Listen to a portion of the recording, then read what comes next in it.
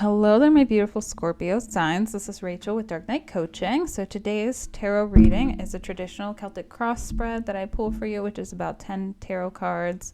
And then after that, I dive into a bunch of oracle cards that I have for you. So I'm just going to dive right into the energy, Scorpio. This is kind of going to be a short and sweet reading, but a lot of it has to do with love. A lot of it has to do with career and finance and that sort of thing as well, I'm seeing. And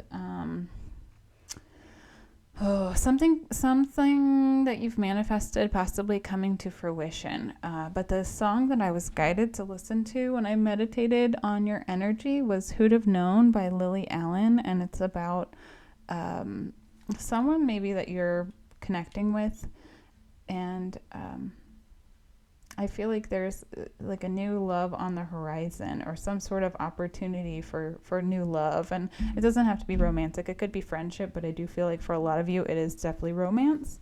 Now, your current energy, though, is the Four of Pentacles. So a lot of you are saving money or you're being very reserved at this time. This can also be a card of setting like healthy boundaries for yourself as well. So I do feel like you're holding back a little bit. And that could be emotionally as well. Maybe you're not trying to put all your eggs in one basket before what's that other saying? Don't put the cart before the horse kind of energy. Now, the challenge here and what's crossing you is this Empress energy and the Wheel of Fortune. To me, this is like divine timing, divinely guided, but it's also trying to be in your feminine energy.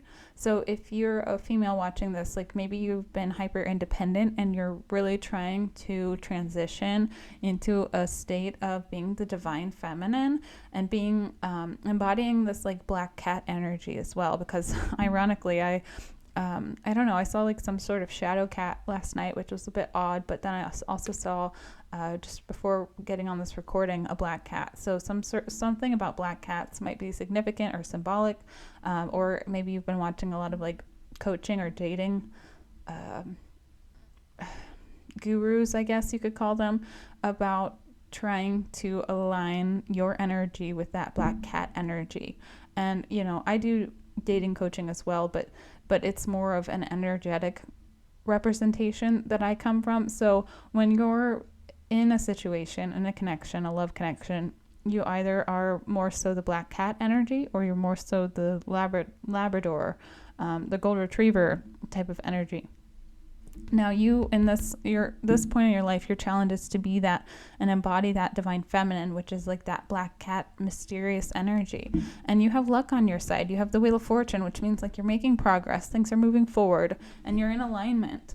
But I do feel at the end of the day, it's like stuff you wish you would have known sooner, like all of this knowledge, all of this wisdom, or like even understanding your feminine side and how it is that you want to be some sort of partner, like that you're having a little bit of regret about, because you have the Five of Cups here, and the Five of Cups is a card of like regret and remorse. So it's like if you have only known this was the key or this was the trick, and you know, this reading, it resonates for me as well, because like I have historically been always kind of like focused on being an equal partner. So I'm like, you know, I'll pay 50-50, I'll do 50-50 everything, and really all you end up with is a roommate situation. And then you're like, well, you know, if you're not helping me or elevating me in my divine feminine, like then I take over the masculine role as well. So I found myself not only wearing the dress or the skirt, but wearing the pants also. And maybe that's what you found historically has been happening for you, that you've been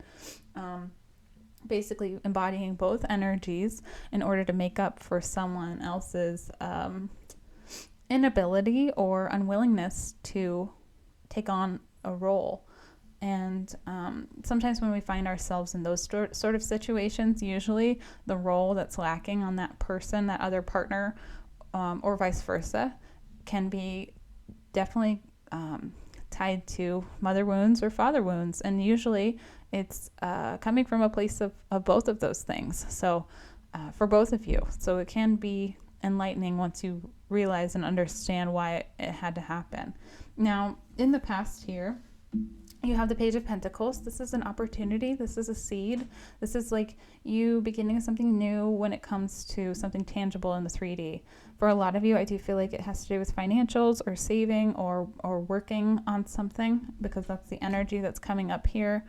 And I feel like it's about investing in yourself properly and understanding that money is also energy, and that has to ebb and flow just like our emotions do as well. Now, the subconscious energy I have for you is Ace of Swords. So there's going to be an awakening, a clarity moment coming for you. And this could be like you're being honest with yourself, and you're vibrating at such a high frequency because you're coming from an authentic state. This can also be like you're having an honest adult conversation with someone in your energy about something, or about an imbalance, or about a disharmony. And I feel like that's tied to self-worth and self-value. So maybe you're finally like standing up for yourself and putting your truth out there to help other people. Now, the present card I have for you is Ace of Wands, and then the clarifier flew out, which was the Eight of Pentacles. So Ace of Wands is usually like a creative passion project idea, kind of getting your spark back, lighting that fire. But the Eight of Pentacles is like putting the work in as well. So it's like you have an idea, you have something maybe that's been divinely guided to get you out of a funk, or to help you help restart your life again. But the Eight of Pentacles is a card of doing the due diligence and putting the elbow grease in, and like really committing to this new change. Now, I feel like this, whatever this is about, is something you've wanted, something you've manifested. It may not be coming to fruition in the way that you had hoped, because a lot of the times that's the way our manifestations work. We kind of want, an easy straight line path, and spirit and the universe has other ideas of what that means, and that's just shifting and being flexible with your expectation of a certain outcome. And being comfortable in chaos or not knowing. And sometimes that's very difficult to do when we strive to have some sort of routine or normalcy in our lives. Now, the advice from your guides and spirit is to kind of step out of this escapist mentality. Maybe when things aren't going your way, or how you thought you might, go to some sort of distraction or a bad habit that you know isn't good for you, but you still do it anyways. And you have the opportunity here to close out a cycle, because the World card is here, so you can put an end to that if you wish. We all have free will, so take that as it resonates. And as long as whatever you're doing isn't hurting anyone else, then I don't see the harm in it. But you can also be hurting yourself without even realizing what you're doing, or to the extent that you're impacting your own life. So keep that in mind too. And then Scorpio, you have, how do people see you? I would say they see you mostly as generous, kind, open-hearted, loving, maybe even a delver of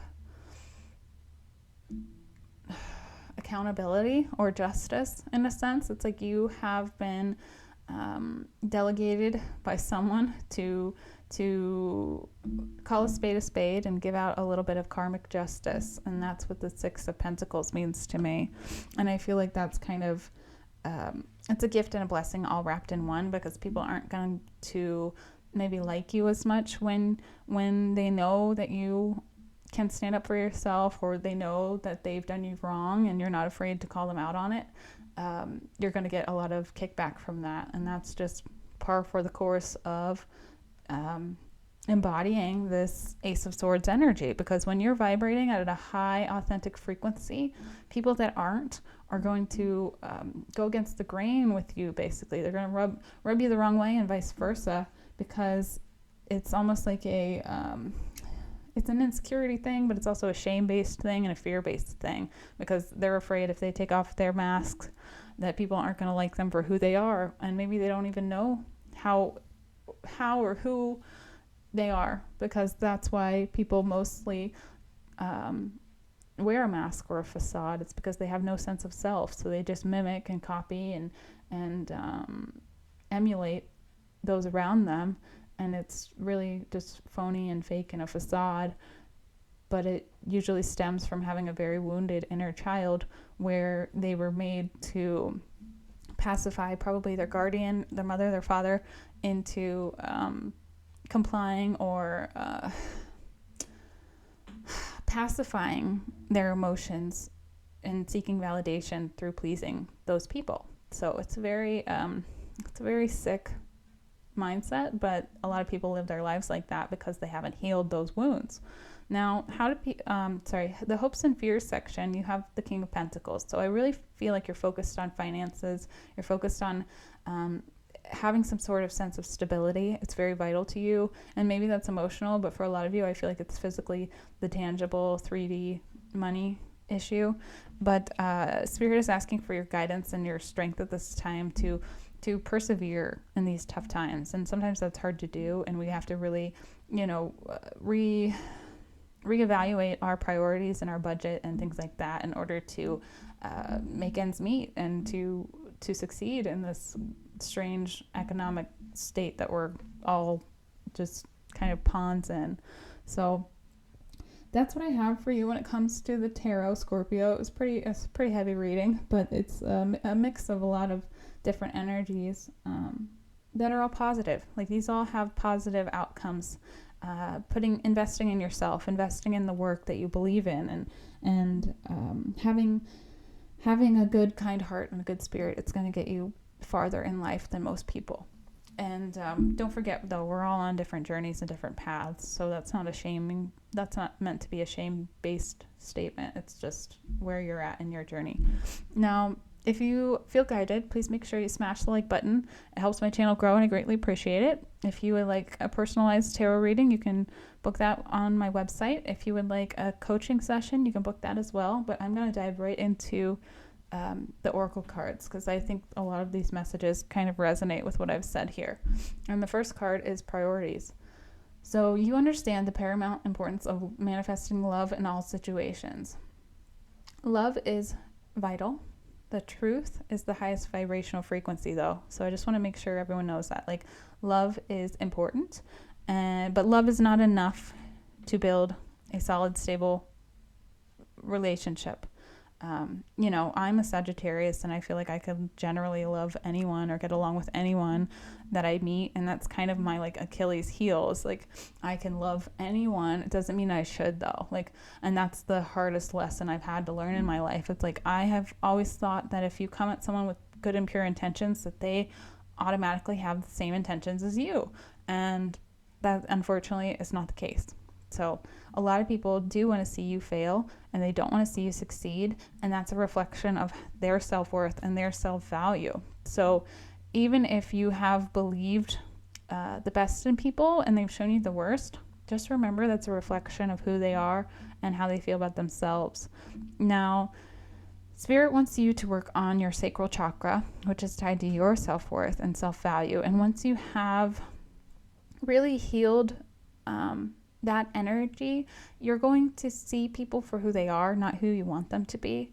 And healing this self-worth removes any sort of rose-colored glasses that you could wear for a person, because you're actually discerning and coming from a place of being able to see someone for their true colors. And I think that that's important when you understand your self-worth and your value, because then you won't waste your energy on people who are malicious or malevolent or sadistic.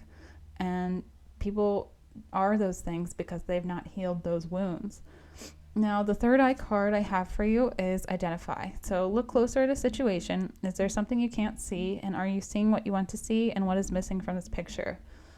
Sometimes when we find ourselves in toxic relationships, be it love or friendship or family, we can see people how we want to see them, not how they are. Again, that's just an illusion that our mind creates mostly as a coping mechanism to either disassociate from an unsafe environment or to paint a picture of our delusions to help pacify or validate why we stay in a situation that's not serving us.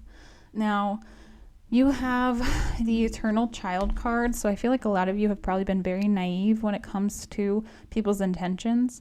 And in a way, that's the best thing, but it's also the worst thing if you're taken advantage of. Because a lot of the times, if you're in this eternal child state, it's like coming from a naive place, and basically you'll be made into a fool if you haven't gained wisdom, if you haven't gained the self-worth. A lot of the times people will walk all over you, and in a sense you just will be a fool, like over and over again, because people will fool you and trick you and manipulate you. And again, that's a reflection of them, but however many times you allow that to happen is a reflection of you and your self-worth and your value. So make sure you remember, like, you can still have a sense of childlikeness without being childish, and that's the silver lining to the eternal child. It's like you can have that childlike wonder and remain innocent in certain ways, but if you let your innocence get taken advantage of over and over again, then it's kind of like the boy who cried wolf. So, and I don't mean that in a shame way. I mean that in a I've been there way. So take that as it resonates. And then you have clean it up about your thoughts, number 21. And then you have arguing. So I do feel like there is conflict here in regards to the shift and change that's happening for you, because you might feel like you have to maybe very loudly speak your truth. You might have to very loudly call someone out, and that may not be received well at all, or it may not be received at all. And the part of you that wants to stand up for yourselves and be heard may feel invalidated when you're coming from a place of like confronting your abuser or something like that. Now, a lot of the times people are abusive and they know they're abusive, and they will never, ever, ever, ever accept it or acknowledge it. They will always flip the script. So that way they never have to take accountability, because if they had to take accountability, that would lead them down this abyss of shame and fear and guilt, and they don't want to feel those things. So usually, typically, as a coping mechanism, they will switch the roles and they will try to project something onto you that probably isn't there in the first place. But just use discernment there and understand that closure doesn't need to come from your abuser validating your experience. It comes from healing within and forgiving yourself.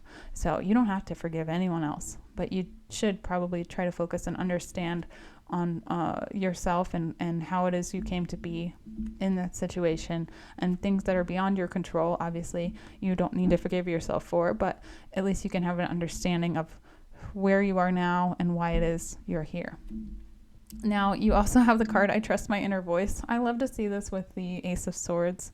That's just a great synchronicity for me. So it's like, no matter what anyone else says, no matter what, if people don't believe your story, you're not going to care. Who cares? Because a lot of the times people will try to gaslight you out of it and say, well, I don't even think that's true. I don't believe that ever happened to you. And all you have to do is just take a step back, see the forest through the trees, and just tell them you don't care what they think, or don't tell them anything, and just live your life and move on, because, you don't have to be believed to be heard. It would be nice, but that's not usually how life works. But I don't feel like you're at the point where you need validation from anyone, because you trust that inner voice, that inner knowing within yourself. And then the blue moon is here. It says, believe in the impossible. So to me, this is like a karmic card as well. It's like karma, karma exists. Karma is going to come back around. It maybe feels impossible at this time, but at some point in time, true colors will be revealed. People will see these people for who they are. Time has a way of unveiling secrets and people who have negative intention. And typically, if you've been dealing with a narcissist or a very toxic person that has narcissistic leaning personality traits, you will find as they age, they will be some of the loneliest people you'll ever meet, and some of probably the most cruel people you'll ever meet. And they will have no one beside them and no one to mourn for them, because there was really no loss there at all, because they had never had any sense of self. They never had a true identity. It was like being with a robot who just mimicked your personality traits and those that were around them. So something about a Hamsa hand might be significant. I've been doing a lot of studying about Judaism lately, and I feel like that might resonate for some of you, but it says, may your Hamsa hand bring you love, light, luck, and protection. So something about protection or an evil eye might be important. If you have one of those, you might want to get one of those.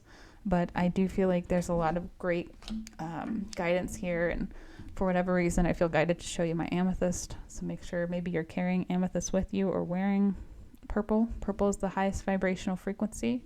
I also have a forget-me-not on my ring here. That's kind of purple-esque.